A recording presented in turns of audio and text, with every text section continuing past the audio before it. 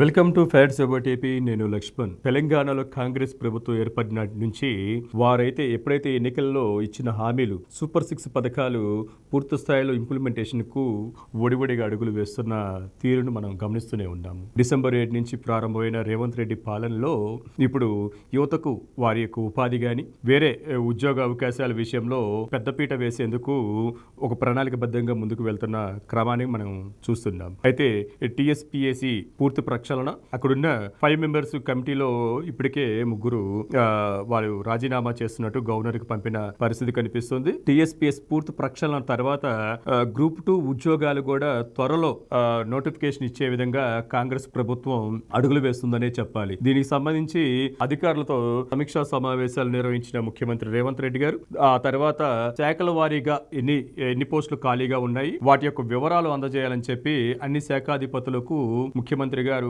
ఆదేశించిన పరిస్థితి గమనిస్తుంది. ఈ క్రమంలో మొదటి ఏడాదిలోనే ఏదైతే కాంగ్రెస్ ప్రభుత్వం హామీ ఇచ్చిందో, ఎన్నికల హామీ, యువశక్తికి పేరిట ఇచ్చిన హామీ ఏదైతే ఉందో మొదటి ఏడాదిలోనే దాదాపు 2 లక్షల ఉద్యోగాలు భర్తీకైతే పూర్తి స్థాయిలో సంసిద్ధత వ్యక్తం చేస్తూ దాని దగ్గర ప్రణాళికలను సిద్ధం చేసుకుంటున్న పరిస్థితి మనకు కనిపిస్తుంది. 2 లక్షల ఉద్యోగాలను భర్తీ చేసిన తర్వాతే మిగతా ఉద్యోగాల గురించి ఆలోచించాలని చెప్పి ఒక సంకల్పంతో రేవంత్ రెడ్డి గారి యొక్క ప్రభుత్వం వడివడిగా అడుగులు వేస్తున్న క్రమంలో ఇంకొకటి కూడా స్కిల్ డెవలప్మెంట్ కేంద్రాలు కూడా తెలంగాణ వ్యాప్తంగా ఉన్న అన్ని డిగ్రీ బీటెక్ కళాశాలలో ఏర్పాటు చేయాలని చెప్పి ఇంకొక central government norms and directions వాళ్ళ యొక్క సూచనల మేరకు ఏదైతే 27 సాఫ్ట్వేర్ సంబంధించిన కోర్సులు స్కిల్ డెవలప్మెంట్ ద్వారా అందించాలని కూడా దానికి ఒక ప్రణాళికలు సిద్ధం చేస్తున్న పరిస్థితి కనిపిస్తుంది. మొన్న ఈ మధ్యనే పార్లమెంట్లో కూడా యూజీసీ ఇచ్చిన డైరెక్షన్ మేరకు దాదాపు 27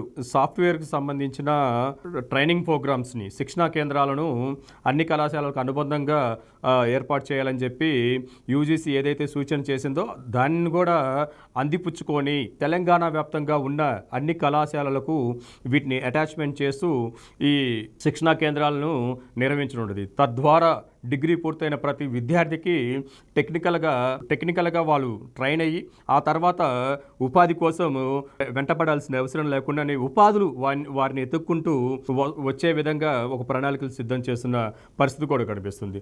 ఒకవైపు ప్రభుత్వ ఉద్యోగాల్లో ఉన్న ఏదైతే ప్రభుత్వ శాఖల్లో ఉన్న ఖాళీలను భర్తీ చేయడంతో పాటు మరోవైపు యువతకు ఉపాధి ఉద్యోగ అవకాశాల వైపు స్వయం సమృద్ధిగా కూడా ఎదిగేందుకు గాను స్కిల్ డెవలప్మెంట్ కేంద్రాలను పెద్ద ఎత్తున ఏర్పాటు చేసేందుకు కాంగ్రెస్ ప్రభుత్వం సిద్ధమవుతున్నట్టు కనిపిస్తుంది. ఏడాది లోపల 2 లక్షల ఉద్యోగాలను ఇచ్చిన తర్వాత మరోవైపు ఏదైతే చదువుకున్న యువతున్నారో వారందరికీ ఉపాధి మార్గాల వైపు నడిపించే విధంగా పూర్తి ప్రణాళికబద్ధంగా కాంగ్రెస్ ప్రభుత్వం ముందుకు వెళ్తున్నట్టుగా మనకు కనిపిస్తుంది.